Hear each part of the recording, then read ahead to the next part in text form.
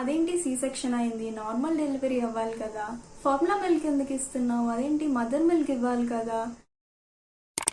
Hi guys, welcome back to my channel Divya Kuchu. అందరూ ఎలా ఉన్నారు? ఐ హోప్ మీరు అందరూ హ్యాపీ అండ్ సేఫ్ గా ఉన్నారు అనుకుంటున్నా. సో ఈ వీడియో ఏంటి అనేది ఆల్రెడీ టైటిల్ చూడగానే అర్థమై ఉంటుంది. సో డెలివరీకి సంబంధించిన వ్లాగ్ అనమాట. సో డెలివరీ ముందు, డెలివరీ తర్వాత ఎలా ఉంది, అండ్ ఆల్సో మిల్క్, ఈ కాన్సెప్ట్ అనేది చాలా సెన్సిటివ్ కాన్సెప్ట్. అందరూ మాట్లాడడానికి కొంచెం భయపడతాం కదా, అంటే ఒక్కొక్క ఒపీనియన్ ఒక్కొక్కలా ఉంటుంది ఈ మిల్క్ కాన్సెప్ట్ మీద. సో నేను వీటన్నిటిని ఎలా ఎక్స్పీరియన్స్ చేశాను అనేది నేను ఈ బ్లాగ్ లో మీతో షేర్ చేసుకుంటాను. సో బిఫోర్ వీడియోలోకి వెళ్లే ముందు తప్పకుండా నా ఛానల్ అయితే సబ్స్క్రైబ్ చేసుకోండి, అండ్ అలానే ఒక లైక్ కూడా చేయండి. మీ subscription and like both are important. So తప్పకుండా చేసుకోవడం అస్సలు మర్చిపోవద్దు. సో ఇంక లేట్ చేయకుండా let's get into the video. అదేంటి సి సెక్షన్ అయింది, నార్మల్ డెలివరీ అవ్వాలి కదా, ఫార్ములా మిల్క్ ఎందుకు ఇస్తున్నావు, అదేంటి మదర్ మిల్క్ ఇవ్వాలి కదా, ఈ ప్రొడక్ట్స్ ఎందుకు యూజ్ చేస్తున్నావు, ఆ ప్రొడక్ట్స్ ఎందుకు యూజ్ చేస్తున్నావు, ఇలాంటి నెంబర్ ఆఫ్ క్వశ్చన్స్ మీకు కూడా వచ్చింటాయి కదా. సో నాకు కూడా ఇలా చాలా చాలా చాలా క్వశ్చన్స్ వచ్చాయి. అంటే ఎందుకు ఇది, ఎందుకు అది, ఇలా చేయాలి కదా, అలా చేయాలి కదా అని. సి సెక్షన్ ఎక్స్పీరియన్స్ ఎలా ఉంది అనేది కూడా క్లియర్ గా ఈ వీడియోలో చెప్తాను మీకు. సో నాకు డెలివరీ అనేది సి సెక్షన్ అయిందనమాట, నార్మల్ కాదు, సి సెక్షన్ ఎక్స్పీరియన్స్. సో నేను షేర్ చేసుకునేది మీతో సి సెక్షన్ ఎక్స్పీరియన్స్ చెప్తున్నాను. సో నార్మల్ గురించి నాకు అంత ఐడియా లేదు. So first delivery. సో డెలివరీకి నేను ఫస్ట్ 3 ట్రైమిస్టర్స్ ఏవైతే ఉన్నాయో, అంటే అందులో ఫస్ట్ 6 months ఏవైతే ఉన్నాయో ఆ 6 months అనేది నేను బెంగళూరులోనే ఉన్నాను. అండ్ అంటే వర్క్ చేస్తూ, ఆఫీస్కి వెళ్తూ, at the same time house ని కూడా మేనేజ్ చేస్తూ ఉండేదాన్ని. సో ఫుడ్ అనేది నాకు ప్రాపర్ ఇంటేక్ ఉండేది కాదు. అంటే ప్రోటీన్ ఫుడ్ అది మంచిగా తినాలి కదా, మనకి బలం ఉంటేనే బేబీ కూడా బాగా పుడతారు, అట్ ద సేమ్ టైం మనం కూడా హెల్తీగా అనిపిస్తాము. సో నాకు తీసుకునేదాన్ని, కానీ అంత హెల్తీ ఫుడ్ తినేదాన్ని కాదు. బికాస్ ఒకళ్ళు సపోర్ట్, అంటే మదర్ గానీ ఎవరైనా సపోర్ట్ ఉంటే ఆ ఫుడ్ వేరేలా ఉంటుంది. మనం ఒక్కళ్ళే ఉన్నప్పుడు హ్యాండిల్ చేయడం అనేది కొంచెం కష్టంగానే ఉంటుంది. సో ఆ టైంలో నాకు అంత ప్రాపర్ ఫుడ్ ఉండేది కాదు. బట్ 3rd ట్రైమిస్టర్లో నేను హోమ్ టౌన్ వెళ్ళిపోయాను. అప్పుడు ఇంకా మెటర్నిటీ లీవ్ అప్లై చేసుకొని నేను ఇంకా హోమ్ టౌన్ అయితే వెళ్ళిపోయాను. సో ఆ 3 months అనేది ఫుడ్ మాత్రం బాగా తీసుకున్నాను. ఫుడ్ ఏం తీసుకున్నాను అనేది చెప్తాను. సో ఫుడ్లో వచ్చేసి జ్యూసెస్ అయితే పొమోగ్రానైట్ అండ్ ఆరెంజ్ జ్యూస్, ఇవి డైలీ తీసుకునేదాన్ని. అండ్ నాన్ వెజ్ ఎక్కువ తినేదాన్ని. అంటే వైజాగ్ అంటే తెలిసిందే, సీ ఫుడ్ ఇంకా ఉందంటే మనకు అసలు ఆగదు. దట్టు డాడీ అయితే సీ ఫుడ్ అంటే ఇంకా పిచ్చి. సాటర్డే ఎంత భక్తిగా ఉంటారో మిగిలిన అన్ని రోజులు ఇంకా నాన్ వెజ్ చూస్తే ఇంకా దానికి ఎంత న్యాయం చేయాలో అంత న్యాయం చేస్తారు. సో ఇంట్లో ఎప్పుడు ఉంటూనే ఉంటుంది. సో ఇంకా నాన్ వెజ్ కంటిన్యూస్ గా తినేదాన్ని. అండ్ స్వీట్స్ అయితే ఇంకా క్రేవింగ్ ఆగేది కాదు. ఒక్కొక్కసారి మిడ్ నైట్ లో కూడా తినేదాన్ని. అంటారు కదా, లైక్ డెలివరీ టైంలోని మనం మిడ్ నైట్ అంటే ఆఫ్టర్ 11-12 ఆ టైంలో తిన్నా కొంతమందికి డైజెషన్ అనేది అవ్వదు సరిగ్గా. సో నేను అలాగే అనుకునేదాన్ని. బట్ నాకు అలా ఏం లేదు, నాకు బాగానే అయ్యేది. నాకు ఇంకా ఆ టైంలో ఎక్కువ తినాలనిపించేది. అంటే ఒక్కొక్కరికి ఒక్కొక్క బాడీ ఒక్కొక్కలా ఉంటుంది. అండ్ కొంతమందికి వామిటింగ్స్ అనేవి ఎక్కువ అవుతూ ఉంటాయి. అంటే ఇది కూడా అంటారు కదా, లైక్ బాయ్ పుడితే ఒకలా ఉంటారు, అమ్మాయి అయితే ఇంకొకలా ఉంటారు అని. సో ఇవేవి నాకు ఐడియా లేదండి. నేనైతే ఫుడ్ అనేది ప్రాపర్గా ఉండేలాగా చూసుకున్నాను. అట్ ద సేమ్ టైం ఫుడ్తో పాటు మనకి ఫిజికల్గా ఏదైనా ఎక్సర్సైజ్ కూడా ఉండాలి. అంటే ఫిజికల్గా వర్క్ అనేది మనం చేస్తూ ఫుడ్ ఇంటేక్ అనేది తీసుకుంటే ఐ థింక్ కొంచెం హెల్తీగా పుడతారు. అండ్ ఆల్సో మనం కూడా హెల్తీగా అనిపిస్తుంది. అంటే హౌస్ వర్క్ చేసుకుంటూనే ఫుడ్, హెల్తీ ఫుడ్ తీసుకునేలాగా కూడా చూసుకునేదాన్ని. అలా బ్యాలెన్స్ చేసుకునేదాన్ని రెండింటిని. ఇంకొకటి ఏంటంటే, లైక్ డెలివరీ టైం ఏదైతే ఉంటుందో, లైక్ ఆ 9 months పీరియడ్ ఏదైతే ఉంటుందో ఆ టైంలో ఎక్కువ ప్రెషర్ పెట్టేసుకొని, టెన్షన్ పెట్టేసుకొని, అంటే నేను ఒక సిచ్యువేషన్ చెప్తాను. నేను 8th month లో ఉన్నప్పుడు అనుకుంటా, ఎవ్రీ 15 daysకి ఒకసారి చెకప్ అనేది ఉండేది హాస్పిటల్లో. నా పక్కన ఒక ఆవిడ కూర్చుంది. ఆవిడ కూడా సేమ్ 8th, ఆవిడ 3rd month అనుకుంటా, 3rd or 4th. So full sweat అనమాట, టెన్షన్ పడిపోతుంది చాలా. అడిగారు అనమాట, ఏ మంత్ అండి మీదే అంటే 8th month అని. చక్కగా ఏంటంటే లైక్ లైట్ తీసుకున్నది. ఇంకా డాక్టర్ ఏం చెప్పినా సరే విందాంలే, వినేసి ఇంకా అది ఫాలో అయిపోదాంలే అంటే ఉంటుంది కదా. ఇంక 8th month నాకు అంత ప్రెషర్గా ఏం అనిపించలేదు, అంత స్ట్రెస్ తీసుకోలేదు ఫస్ట్ ఆఫ్ ఆల్. ఆవిడ అలా కాదు, ఫుల్ టెన్షన్ పడిపోతున్నారు అనమాట. ఆవిడ అంటున్నారు 8th మంత్ అంటున్నారు, చాలా నర్వస్గా ఉంటుంది కదా మీకు, లోపల బేబీ మూమెంట్స్ ఉన్నాయా, ఎలా ఉంటుంది, ఎలా ఉంది ఎక్స్పీరియన్స్, ఎన్ని క్వశ్చన్స్ అడిగారంటే నేను క్లియర్గా చెప్పాను. ఫస్ట్ ఆఫ్ ఆల్ మీరు స్ట్రెస్ ఫీల్ అవ్వకండి, కాసేపు ఊపిరి పీల్చుకోండి. సో ఏంటంటే మనం మెంటల్గా ఎంత హ్యాపీగా ఎంత స్ట్రెస్ లేకుండా ఉంటామో లోపల మన బేబీ కూడా అలానే ఉంటారు. అంతేగాని ఏవో ఒక ప్రెషర్స్ పెట్టుకొని ఏదో ఒక తెలియని ఒక బాధ లేకపోతే ఇంకేదో ఏదో ఎక్సెట్రా. కొంతమంది అయితే ఏం లేకుండానే అమ్మో బేబీ ఇలా కదిలిందంటే ఎందుకు కదిలింది, ఇలా తన్నిందంటే ఎందుకు తన్నింది, ఇంకా నెంబర్ ఆఫ్ క్వశ్చన్స్ మైండ్లో పెట్టుకుంటారు. సో అవేవి పెట్టుకోకుండా మైండ్ని క్లియర్ చేసుకోండి. పీస్ఫుల్గా ఏ స్ట్రెస్ లేకుండా హ్యాపీగా ఆ మూమెంట్ని ఎంజాయ్ చేయండి. ఆ బేబీ కిక్స్ ఏవైతే ఉంటుందో వాటిని ఎంజాయ్ చేయండి. అండ్ ఆ 9 months పీరియడ్ అనేది మళ్ళీ మనకి రాదు. బికాజ్ వన్స్ డెలివరీ అయిన తర్వాత మళ్ళీ నార్మల్గానే మన బాడీ ఉంటుంది కాబట్టి ఆ 9 months జర్నీ అనేది చాలా డిఫరెంట్గా ఉంటుంది అండ్ చాలా బాగుంటుంది.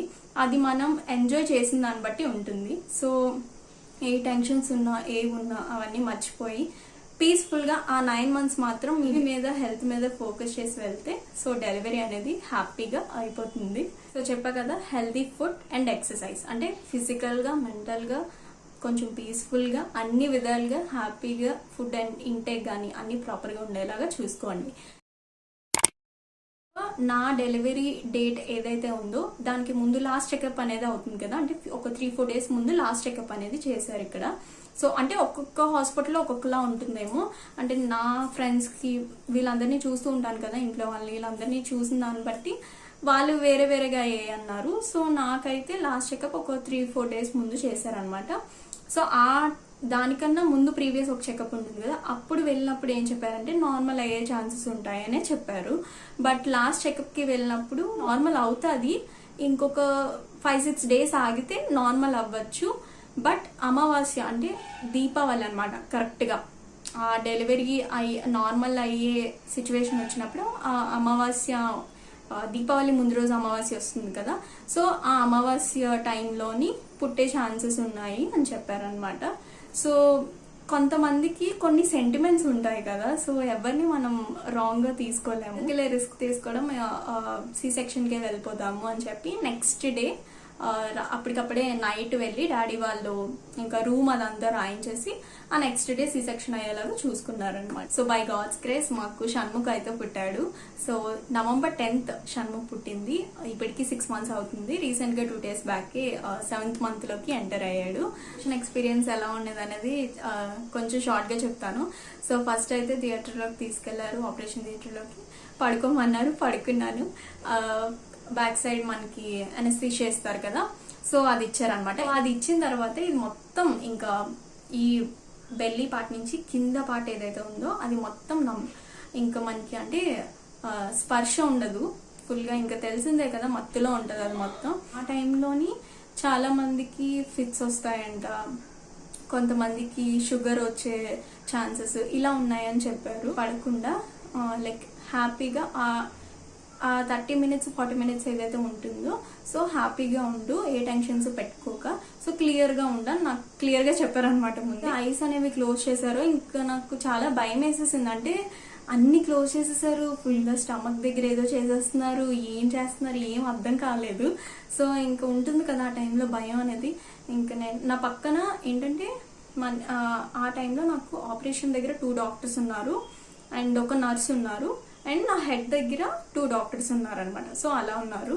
సో హెడ్ దగ్గర ఏంటంటే మనకి ధైర్యం చెప్పడానికి పక్కన నించొని అలాగా ప్రతి మినిట్ని మనల్ని అబ్జర్వ్ చేస్తారనమాట. అంటే ఎలా ఉంటున్నారు, ఊపిరి తీసుకోగలుగుతున్నారా లేదా, సో ఇవన్నీ అబ్జర్వ్ చేస్తూ ఉంటారు. సో నా హెడ్ దగ్గర ఒక డాక్టర్ ఉన్నారు. సో ఎప్పుడైతే నాకు ఐస్ క్లోజ్ చేశారో ఇంకా వెంటనే ఆ డాక్టర్ని ఇలా కొట్టి నాకు ఇంక తీసేయండి, నేను బయటికి వెళ్ళిపోతాను, నాకు ఈ డెలివరీ వద్దు, ఆపరేషన్ వద్దు, ఏమొద్దు, నేను ఇంటికి వెళ్ళిపోతాను అని అంటే అతని దగ్గరికి వచ్చి అమ్మ నీకు డెలివరీ అయిపోయింది, బాబు ఆల్రెడీ బయటకు వచ్చేసాడు, ఇప్పుడు డాక్టర్ వచ్చి చూపిస్తారు అని అన్నాడు. ఇంకా నేను షాక్ అనమాట. అదేంటి ఇలా జస్ట్ మూసి ఒక 5 minutes అయింది, అప్పుడే కోసేసి అప్పుడే ఎలా తీసేసారు అనేది డౌట్ అనమాట. బట్ ఆ టైంలోనే డాక్టర్ వచ్చి ఇలా చూపించారనమాట. అంటే లెగ్స్ని పైకి పెట్టి బుర్ర కింద పెట్టి ఇలా చూపిస్తారు. నుంచి ఇదిగో దివ్య నీకు బాబు పుట్టాడు అని చూపించారనమాట. నాకు ఆ టైంలో ఐస్ అనేవి కొంచెం బ్లర్గా అనిపించాయి. సో నాకు వాడు ఎలా ఉన్నాడో కూడా కనిపించలేదు. ఇలా చూసి ఆహా సరేనండి అని చెప్పేసి ఇంకా తీసుకెళ్ళిపోయారు లోపలికి. అంటే వాడి క్లీనింగ్ అదే మొత్తం అంతా చేస్తారు కదా, సో అందుకు లోపలికి తీసుకువెళ్ళిపోయారు. అండ్ కింద ఆపరేషన్ అనేది అదే మిగిలిన స్టిచెస్ అవన్నీ వేస్తారు కదా, సో అవి చేశారనమాట. సో మనకి కట్ చేసినప్పుడు 7 లేయర్స్ ఉంటాయంట, 7 లేయర్స్ కట్ చేస్తారంట. సో అవి ఒక్కొక్క లేయర్ ఇలా తీసి, అంటే ఎంత లైక్ గ్రీన్ కలర్ క్లాత్ వేసినా మనకి కొంచెం ఆ స్పర్శ అంటే తెలుస్తుంది కదా ఏంటి అనేది, ఒక క్యూరియాసిటీ కూడా ఉంటుంది కదా ఏం చేస్తున్నారు అనేది. సో వాళ్ళ లాగుతున్నప్పుడు నాకు ఇక్కడ ఏంటి తెలుస్తుంది అనమాట. అంటే సంథింగ్ ఏదో చేస్తున్నారు, అంటే ఇలా లోపల టిష్యూస్ ని లాగి ఇలా స్టిచ్ చేయడం, ఒక్కొక్క లేయర్ ని స్టిచ్ చేస్తూ వెళ్తారనమాట. సో అది చేశారు. గ్రీన్ స్టిచెస్ అని వేసేసి ఆ గ్రీన్ క్లాత్ అది తీసేశారు. అప్పుడు నాకు క్లియర్ గా మొత్తం అంతా కనిపించింది. సో ఆ సైడ్ నా బోర్డ్ మీద రాశారు లైక్ బేబీ ఎంత వెయిట్ పుట్టారు, ఎన్ని అదే సారీ ఏ టైంకి పుట్టారు, ఎంత వెయిట్ పుట్టారు, ఇవన్నీ క్లియర్ గా బోర్డు మీద రాశారు అనమాట. సో మా బాబు పుట్టినైతే 6కి పుట్టాడు. సో తను పుట్టడం 3 kgs ఆఫ్ వెయిట్ తో పుట్టాడు అనమాట. సో డెలివరీ అయిన తర్వాత ఇంకా రూమ్ కి షిఫ్ట్ చేసేసారు. దాని తర్వాత ఇంకా నార్మల్ 5 days వరకు హాస్పిటల్లోనే ఉన్నాను. అండ్ 5th day తర్వాత నేను ఇంకా ఇంటికి వచ్చేసాను. సో ఇంటికి వచ్చిన తర్వాత ఒక 3-4 days తర్వాత నాకు బోత్ సైడ్స్ అంటే ఇంజెక్షన్స్ వేస్తారు కదా, left and right sides injection చేసిన పార్ట్ ఉంటుంది కదా, సో అక్కడ నాకు వైట్ పస్ లాగా ఫామ్ అయిందనమాట. హాస్పిటల్కి వెళ్తే లేదు దీన్ని యాప్స్కస్ అంటారు. యాప్స్కస్ అంటే ఒక బ్యాక్టీరియల్ ఇన్ఫెక్షన్ అనమాట. సో అది నార్మల్గా స్కిన్లో కానీ లేదా ఇన్సైడ్ ద బాడీ ఒక్కొక్కసారి నోట్లో అలా వస్తూ ఉంటుందంట. ఇది జనరల్, ఇదేదో పెద్ద డిసీజ్ కాదు. సో ఇది కామన్, అందరికీ వచ్చేదే, పెద్ద వింతగా ఏం అంటే భయపడిపోకు, చిన్నదే. లోపల ఏదైనా బ్యాక్టీరియల్ ఇన్ఫెక్షన్ అయితే ఇలా వైట్ పస్ లాగా ఫామ్ అయ్యి బయటకు వచ్చేస్తుంది. అదేంటంటే రెడ్ కలర్ వూండ్ లా ఉంటుంది, కొంచెం చాలా సాఫ్ట్ గా ఉంటుంది అండ్ కొంచెం వేడిగా, అంటే వేడిగా ఇన్ ద సెన్స్ కొంచెం వార్మ్ గా ఉంటుంది అనమాట టచ్ చేయగానే. సో అలా ఉంటుంది. సో నాకేంటంటే నాకు ఎప్పుడు తెలిసిందంటే ఆల్రెడీ నాకు లెఫ్ట్ సైడ్ అది ఫామ్ అయింది. ఫామ్ అయినప్పుడు నాకు తెలియకుండానే వైట్ పస్ అనే చీము అంటాం కదా, సో అది బయటకు వచ్చేస్తుంది ఆటోమేటిక్గా. సో నాకు అర్థం కాలేదు ఏంటిది ఎలా వస్తుంది, ఇప్పుడే కదా డెలివరీ అయింది, నాకు అర్థం కాలేదు, ఫుల్ బ్లాంక్ అయిపోయాను. సో ఫుల్ భయం కూడా వేసేసింది. అంటే ఇప్పుడే కదా డెలివరీ అయింది, మళ్ళీ ఇప్పుడు సడన్ గా ఇదేంటబ్బా, మేబీ హెల్త్కి ఏదైనా అయిందేమో, మేబీ సి సెక్షన్ వల్ల ఇలా అయిందేమో, ఇలా నెంబర్ ఆఫ్ క్వశ్చన్స్ మైండ్లోకి వచ్చాయి. అప్పుడైతే ఆ ఫేజ్ ఆఫ్ పీరియడ్, ఆ 11 to 12 days ఏదైతే ఉందో, నిజంగా చెప్తున్నా ఒక నరకం అని చెప్పచ్చు. అది నేను మమ్మీ డాడీయే చూసాము, బికాజ్ వాళ్ళిద్దరే ఉన్నారు ఆ టైంలోని. ఒక 11 days ఏవైతే ఉన్నాయో ఆ 11 days మాత్రం మమ్మీ డాడీయే చూసుకున్నారు, నన్ను బేబీని ఇద్దరిని కలిపి అనమాట. సో అంటే జనరల్గా బేబీ ఒక్కరినే కదా, డెలివరీ అయిన తర్వాత ఉంటుంది కదా, బేబీ పుట్టిన తర్వాత చాలా వర్క్ అది ఉంటుంది కదా, బట్ తనతో పాటు నన్ను కూడా చూసుకున్నారు ఇద్దరు. నిజంగా వాళ్ళకి ఎంత థ్యాంక్స్ చెప్పినా తక్కువే. నాకు మెయిన్ స్ట్రాంగ్ సపోర్ట్ ఇచ్చింది అయితే వాళ్ళిద్దరు. ఎందుకంటే ఎవ్రీ మినిట్ నీకేం కాదు, అదేం కాదు, అది జస్ట్ నార్మల్, డాక్టర్ చెప్పారు కదా ఏం అవ్వదు, అది నార్మల్ క్యాజువల్ గా తీసుకో. మనకి అంటే డెలివరీ తర్వాత పోస్ట్ పార్టమ్ డిప్రెషన్ అనేది ఉంటుంది కదా, ఏ మదర్కైనా అది కామన్ అండి. సో అదే డిప్రెషన్ స్టేజ్ లో ఉన్నప్పుడు మనకి ఏం చేయాలనిపించదు. ఫస్ట్ ఆఫ్ ఆల్ మనం చాలా వీక్ అయిపోతాము. ఎప్పుడైతే నేను ఆ వైట్ పస్ అదంతా చూసానో ఇంకా చాలా లో అయిపోయాను. సో ఫస్ట్ నా మీద నాకు కాన్ఫిడెన్స్ పోయింది. సో చాలా వీక్ అయిపోతే అప్పుడు వాళ్ళిద్దరే స్ట్రాంగ్ గా సపోర్ట్ చేశారు నన్ను. సో 9 days డ్రెస్సింగ్ చేయించారు. సో హాస్పిటల్లోనే ఎవ్రీడే మార్నింగ్ వెళ్ళి డ్రెస్సింగ్ చేసుకొని వచ్చేదాన్ని. దాని తర్వాత 9 days తర్వాత అతను అడిగారు అనమాట, నువ్వు ఇంటి దగ్గర చేసుకుంటావా లేదా ఇంకొక 5 days వచ్చి డ్రెస్సింగ్ చేసుకుంటావా ఇక్కడే హాస్పిటల్ అంటే, లేదు నేను ఇంటి దగ్గర చేసుకుంటాను అంటే. ఆ 9 days వెళ్ళడమే నేను చాలా ఏడుస్తూ వెళ్ళేదాన్ని, నేను వెళ్ళను నాకు వద్దు అంటే. చిన్న సర్జరీ లాగా చేశారనమాట, కట్ చేసి లోపలున్న పస్ మొత్తం తీసేసి దాన్ని మళ్ళీ నార్మల్గా చేసినవి ఉంటాయి కదా, సో అవి ఆ ప్రొసీజర్ అంతా అయింది. ఇది డెలివరీ అయిన తర్వాత సమ్ 5 to 6 days తర్వాత అనుకుంటా, ఎగ్జాక్ట్గా గుర్తులేదు. సో కొన్ని డేస్ తర్వాత ఇది జరిగింది. సో దాని తర్వాత 9 days కంటిన్యూస్గా హాస్పిటల్కి వెళ్ళాను. సో ఆ 9 days మళ్ళీ క్లీనింగ్ అదంతా ఉంటుంది కదా, సో ఆ క్లీనింగ్ అంతా అక్కడే చేసేవారు. అంటే ఇంకేం కాదు, ఆ క్లీనింగ్ చేయకపోతే ఇంకా ఎక్కువ అయిపోతుంది, చీమ్ పట్టేస్తుంది ఇంకా మనకి. సో అందుకే 9 days చేసాను. దాని తర్వాత 3 days నేను ఇంకా నెక్స్ట్ 5 days నేను ఇంక ఇంట్లోనే డ్రెస్సింగ్ చేసుకునేదాన్ని.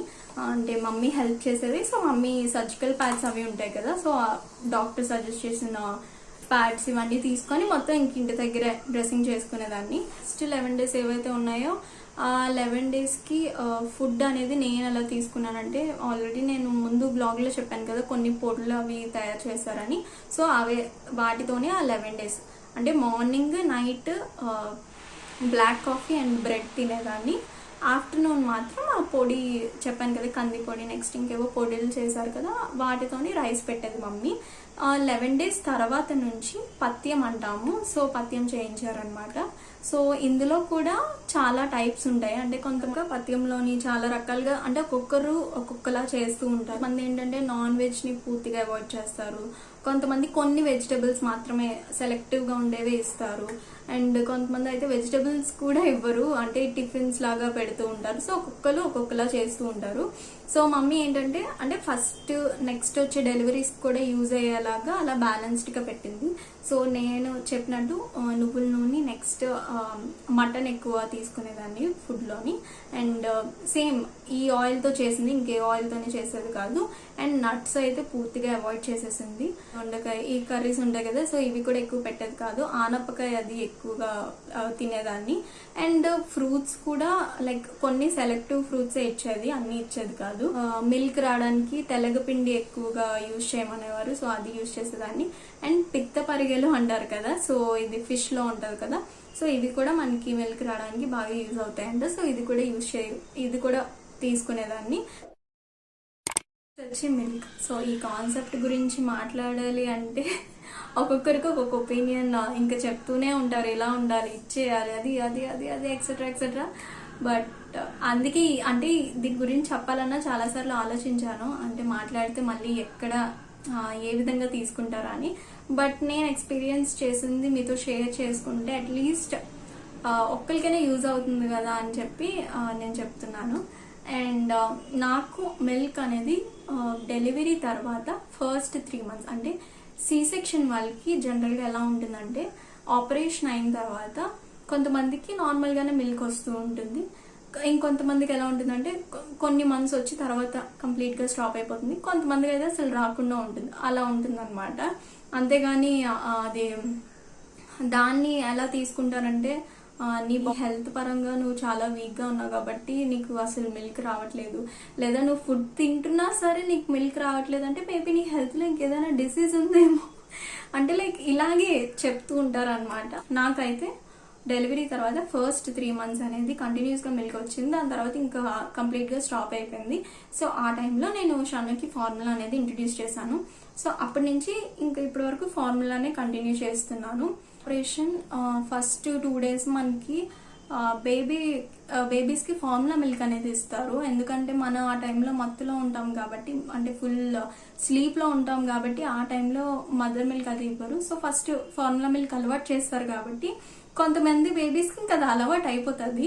సో మన నిప్పుల్ వాళ్ళకి టచ్ ఇచ్చినా సరే వాళ్ళకి నచ్చదనమాట, కొంతమంది అది తీసుకోలేరు.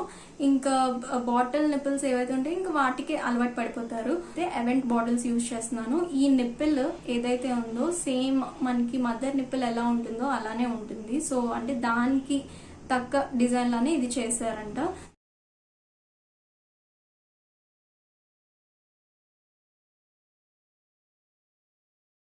టైం ఉంటుంది, ఒక 4 monthsకి ఒకసారో లేదా 3 monthsకి ఒకసారో అలాగా చేంజ్ చేస్తూ ఉండాలి బాటిల్స్ అనేవి. అంటే కంటిన్యూస్ గా ఫార్ములా ఫీడ్ ఇస్తే, లేదు ఫార్ములా ఫీడ్ తో పాటు మదర్ ఫీడ్ కూడా ఇస్తున్నారు అంటే అది కొంచెం మంత్స్ అనేవి ఎక్స్టెండ్ చేయొచ్చు. బట్ నేనైతే 2 monthsకి ఒకసారి బాటిల్స్ అనేవి చేంజ్ చేస్తూ ఉంటాను. ఇది నా 3rd బాటిల్. అండ్ ఈ బాటిల్ వాష్ అనేది ఎలా చేస్తానంటే ఈ పిజియన్ క్లెన్సర్ యూజ్ చేస్తున్నాను. సో ప్రెసెంట్ అయితే ఈ పిజియన్ క్లెన్సర్ యూజ్ చేస్తున్నాను. చాలా క్లెన్సర్స్ ఉంటాయి, బట్ నాకు అన్నిటిలోని ఇది బెస్ట్ అనిపించింది. కూడా అసలు ఏం ఉండదు అనమాట, నార్మల్ లిక్విడ్ లా ఉంటుంది. జస్ట్ ఫస్ట్ ఎప్పుడైనా బాటిల్ వాష్ చేసినప్పుడు ఈచ్ అండ్ ఎవ్రీ పార్ట్, అంటే ప్రతిదీ, ఇవి అండ్ ఆల్సో ఈ లోపల పార్ట్స్, ఇవి కూడా సపరేట్ చేసి వాష్ చేయండి. లేదు అంటే ఇది ఇలా పెట్టేసి వాష్ చేస్తాం కదా, లైక్ మొత్తం ఈ క్యాప్ తో పాటు ఈ రెండు కలిపి వాష్ చేస్తాం కదా, అలా చేస్తే ఇంకేం కాదు, ఈ మిడిల్ పార్ట్స్ ఉన్నాయి కదా, ఒక్కొక్కసారి పౌడర్ అనేది ఈ మిడిల్ పార్ట్స్ లో స్టక్ అయిపోతుంది. సో అందుకని each and every part first separate చేసేసుకోవాలి. నేనైతే ఒక 2 to 3 drops వేస్తాను. వేసి ఒక 10 to 15 minutes వరకు బాగా బాయిల్ చేస్తాను. అవి అంటే మనకి ఫోమ్ వస్తుంది చూసారా, అంతలాగా బాగా బాయిల్ చేస్తాను. లేదు మీరు అలా చేయాలనుకోవట్లేదు అనుకుంటే స్పాంజ్ మీద ఇది క్లెన్సర్ ఒక 2 to 3 drops లేదా మీకు తగినంత డ్రాప్స్ వేసుకొని బాటిల్ ని ఫస్ట్ బాగా స్క్రబ్ చేసేసి అంటే మొత్తం అంతా బాగా వాష్ చేసేసి దాని తర్వాత ఒక 10 to 15 minutes కానీ మీ ఇష్టం ఒక 20 minutes కానీ అలాగ బాయిల్ చేసుకుంటాను. సో నేనైతే ఒక 10 to 15 minutes, ఒక్కొక్కసారి ఒక 20 minutes వరకు బాగా బాయిల్ చేస్తాను ఈ డ్రాప్స్ వేసేసి. దాని తర్వాత ఏవైతే బాయిల్ అయిన బాటిల్ ఉంటుందో ఆ బాటిల్ తీసేసి మళ్ళీ ఒకసారి నార్మల్ వాటర్తో మంచిగా వాష్ చేసేస్తాను. వాష్ చేసి ఆ మొత్తం డ్రై అయిన తర్వాత, అంటే బాటిల్లోని మనకి వాటర్ డ్రాప్లెట్స్ అనేవి ఉంటాయి కదా, సో వాటితోనే మిల్క్ అనేది నేను మళ్ళీ మిక్స్ చేయను. సో ఆ బాటిల్ మొత్తం డ్రై ఫుల్గా ఆరిపోయిన తర్వాత, అంటే మొత్తం డ్రై అయిన తర్వాత అప్పుడు నేను మిల్క్ అనేది కలుపుతాను అనమాట. బాటిల్ కి సంబంధించింది అయితే. సో ప్రెసెంట్ నేనైతే అలానే చేస్తున్నాను.